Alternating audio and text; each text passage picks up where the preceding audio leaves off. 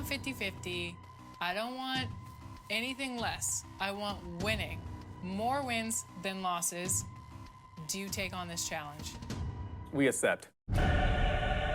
Did I really say that? I don't honestly remember. You did. Yeah, you did. I think you're the only one that doesn't remember it, Alexis. All right. I don't want you guys to get too confident. How'd you guys do on the Concha del Mar? I'm not sure why no one wanted to play with me after I made all those shots in the city. So I went on the Concha del Mar solo. A lot of fun to play with somebody random. You never know what you're going to get, but we had a pretty good two-player game going. We were able to pick up another win for Team 2K TV. Shout out to ISO Broski. Thanks for playing with me. We didn't talk, but I feel like I've known you my whole life, and hopefully we'll hook up again for another 2v2 session. ISO Broski getting up in Team 2K TV action. I love it. You could say he's your other broski from another mother. Hey, you're not ISO anymore, Broski. Right here. You live in here. Okay, it looks like my coaching is starting to pay off. How'd you do the following weekend? So the following weekend, we went into vacation days and got 2 wins. The first game, it was Brian, Derek, another team member, and myself. And we took on Luca, Carmelo, and David Robinson. I gotta tell you, they were tough to deal with. David Robinson was a beast to deal with in the paint. So we would attack them back with running a pick and roll with ourselves. Brian has a paint beast, so we dish it, and he scored for us. The game was tight throughout, and then finally, Derek slashed into the rim, got the dunk, and we got the victory. You know, Rodney, one thing I love about the Team 2K TV team is that we have multiple positions on both gens, and we can kind of like mix and match how we're gonna play with each other based on the events. How important is it like to actually do that, have like bigs and smalls? Well, it's very important because depending on who our opponent is, it allows us to attack in different ways. Like I have a point guard that can shoot threes, so if someone's getting double teamed, I'll spud up, shoot the 3. Or if Brian has a paint beast, we'll feed him inside to get some shots. And then Derek was able to attack Carmelo because he was a lot quicker than him to get that final bucket for us and get the victory. Court Conquer 2v2, how did that go? Yeah, John and I connected for Court Conquer, and when you're playing 2v2, it's all about builds. John brought a paint beast. He's the best big man probably we have on Team 2K TV consistently. And we drew Donovan Mitchell, Luka Doncic. John pretty much backed him down and scored almost all of our points. I managed 1 3-pointer in this one. John had 7 blocks, so when you can't score on us, it's very difficult to beat us. This was a pretty easy win for us, and it was a lot of fun. Well, listen, the script says I'm supposed to say that I'm pretty impressed, but I'm like 20% impressed. Congratulations. 20% is like when your battery is at 20%, you're freaking out looking for a charger. I feel like we were flawless in our victories, and we should be definitely Are you above Beyonce? 60-70% of your support for us at this point. I mean, multiple win streaks, a 22-point game. I don't know what we can do. Like, I don't know what else we can do to impress you, Alexis. Brian and Danny, when it comes to compliments from Alexis, take what you can get. I'm just kidding. I love you guys. You know that this is just all in good fun. We're just having fun here. We're racking up those W's, and we're not giving out any more t-shirts, and that is all that matters to me. But we want to know how you are performing out there on these events. Send us your best highlights using hashtag 2KTVWow, and you can make a future episode. When the shot is swishy, but you want that chocolate chippy, Chips Ahoy is here for it. All right, it's time for some more 2KTV Interactive. As many of you know, LD2K, aka Chris, just participated in a Chips Ahoy versus Nutter Butter 3v3 tournament last week with 2K League Pros and 2K Influencers. He was the captain of Team Nutter Butter, so which team took the W? If we all guard the paint, they can't get a noob, right? We win? Let's do it. Was it Team Nutter Butter or Team Chips Ahoy? Also, it's either 50-50, so you have a high percentage of getting some free VC. That is true, that is true. Speaking of the NBA 2K League, they had their first tournament last weekend, the tip-off, and it was quite exciting. Check out some highlights.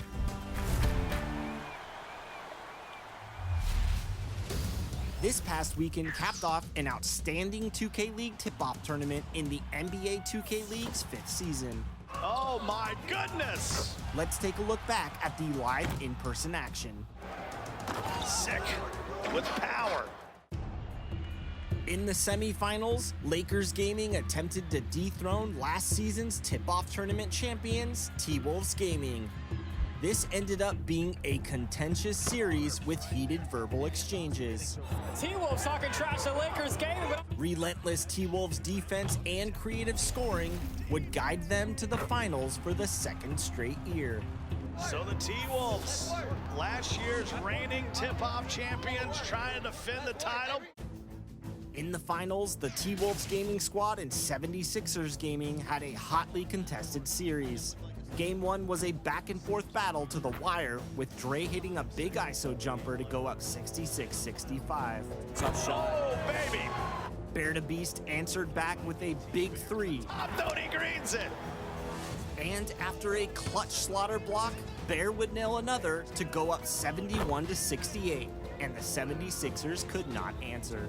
And this game's over. Game 1's going to go to the T-Wolves. Walnut, such a great time.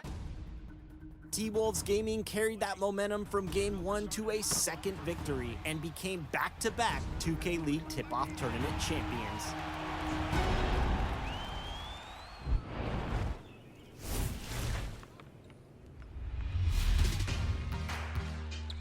I'm Marcus Tucker, PA voice of the Memphis Grizzlies. Stepping out of the arena to voice your top plays of the week. Show me what you've been digging into.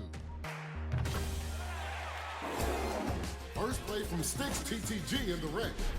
Driving in, throwing it down like a true Grizzly. Defense couldn't bear it. For defenders, zero success. Next stop, clutch time with all the president. Opponent pauses with 0.8 on the clock, thinking it's all over. But remember the name of the game. Michael Jordan does. Boom! Game winner. At the buzzer for real this time. Third choice is Fame Cargo 862. Playing 2-on-2. Doesn't want to go down more than 5. Steals the ball back.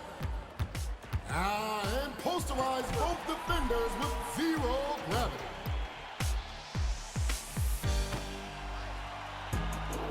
All right, Tom Broski wraps up top plays today. Running from half court with the confidence to throw a self-lob through 3 defenders. Nobody wanted that smoke.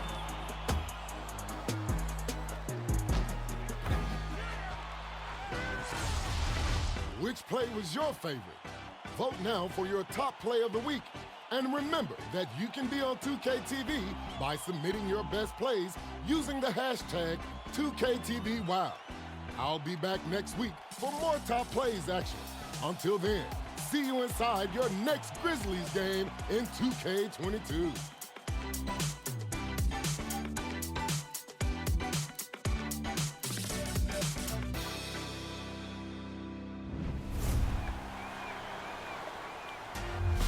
The WNBA season kicks off on May 6th, so make sure to join us here at 4 p.m. Pacific, where we will be celebrating the start of the season in 2K style. We're also working on another very special segment for next week. It's the latest in our series, My 2K Life. Tune in to see which community member is featured. And until then, as always, enjoy the game.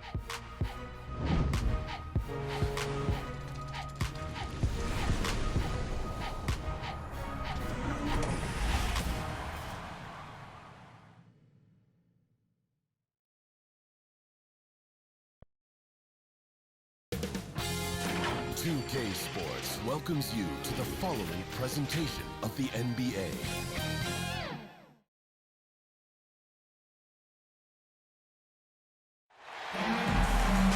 We hope you're wearing the green today on this special presentation of the NBA on St. Patrick's Day.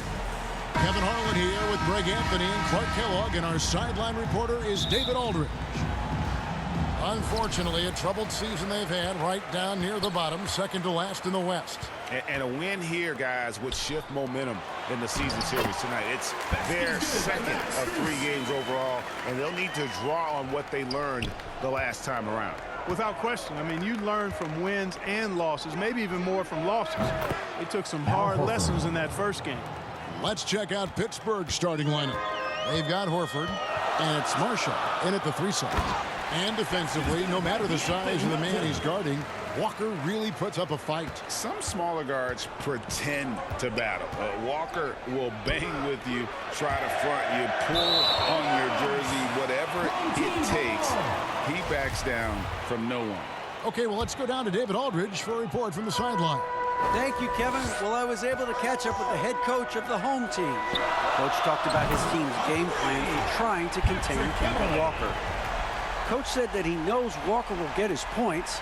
Their goal is to make Walker a volume shooter and scorer, saying if we can force him to focus on shooting over playmaking, that's to our advantage. Of course, Kemba knows that as well. Sounds good. He'll adjust.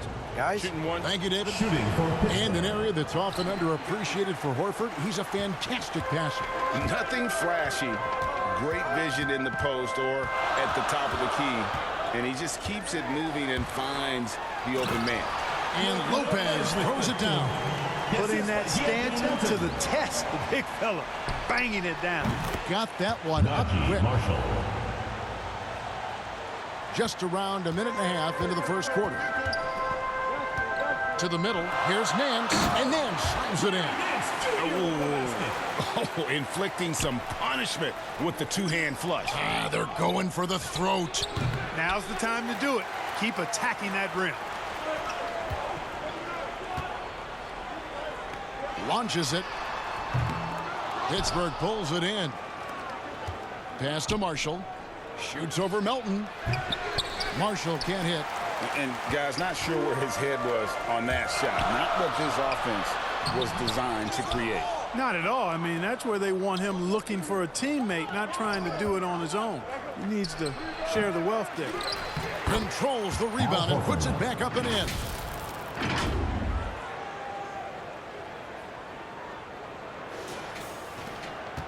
Horford's gotten 3 of his 4 shots to fall, hitting 75%. Beverly the pass to Melton. Kicks it to Lopez. Horford against Nance. Over to the wing. Strus's shot is good. Strus has got 5 now. This is as good as it gets for a first quarter in terms of shooting the basketball. You're exactly right. I mean, everything seems to be dropping. Impressive scoring here. And here in the first, about 3 minutes in, and the jam by Larry Nance. Love the unselfishness of Beverly. I mean, when he sees his teammate wide open, he quickly gets him the ball. Here's Bitadze, and it's Strus with the rebound. Very surprising that he came away empty there, especially given room to operate. And it's Beverly missing. Pittsburgh trails by 8. Over in the corner, Marshall with the shot. And again, it's Pittsburgh missing. You know, you'd like to see a little more effort there defensively, but maybe they wanted him to take that shot, baiting him into it. And the regular season clock approaching its conclusion. Some have suggested pushing back the regular season permanently.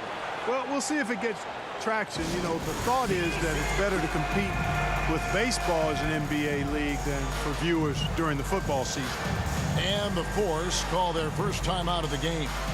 Trying to find some answers offensively. Yeah, and you know, that's going to be the focus of this timeout. They need to come up with a spark to get the offense going.